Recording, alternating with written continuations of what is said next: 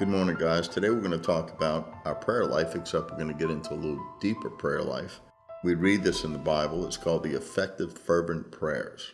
If any of you have ever followed my articles in Changing Times, or if you've studied a series that I did on personal revival, one of the steps that I suggested on how people could really find themselves and to get closer to God and to develop a great relationship with Him was through prayer.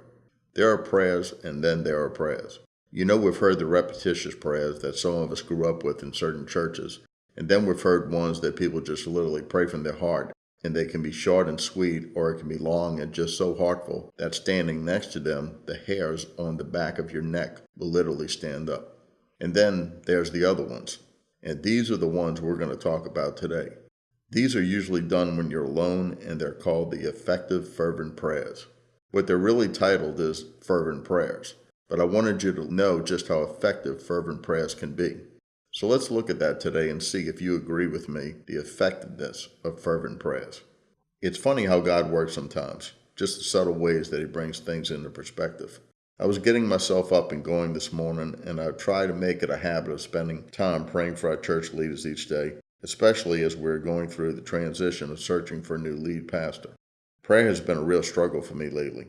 It seems like I've gotten into the mentality in which I spend little time really focused on prayer. It's hard to explain, but my prayer has not been up to par, even for my own less than best expectations for myself at times. However, this morning a verse came into my head as I was getting ready, but I couldn't piece it all together. The effective fervent prayer of the righteous man availeth much to the tearing down of strongholds. And I couldn't remember how the rest of it went. I knew that there were more along the lines of tearing down the strongholds, but I just couldn't get it. So I grasped onto it and held on. When I came downstairs later, where I could do a little research, I found something a little unexpected. I found the references to the verses I was looking for, only it wasn't what I was expecting to see. James 5:16 says, "Confess your faults to one another and pray for one another, that you may be healed. The effectual fervent prayer of a righteous man avails much."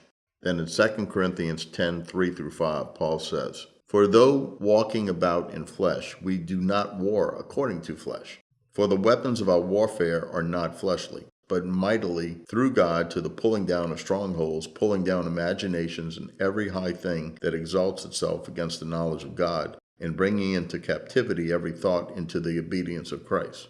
So as you can see, it's not the verse that I was quite expecting. And since I am a man who does not like it when people take verses out of context in order to build their own point, it hit me kind of hard. They are both true separate as well as together. The effective fervent prayers of the righteous man avail much. They are spiritual warfare, and they are mighty to God for the pulling down of strongholds, vain imaginations, every high thing that exalts itself, bringing into captivity every thought. More than that, and what I won't get into at this time, is what each of these verses is talking about within their own context. They both have everything to do with everything else, and both require some further study, but that's neither here nor there for this point. The point is that the effective fervent prayer of the righteous man does avail much to the tearing down of strongholds, vain imaginations, everything that exalts itself, bringing into captivity every thought. If we're not praying effectively and fervently, as I've struggled with not doing, well, what then? With this thought, I ask you, get in your prayer room, reach the Most High, and ask Him to help you in the struggle you're having, because He and He alone can help bring those strongholds and put them in their place.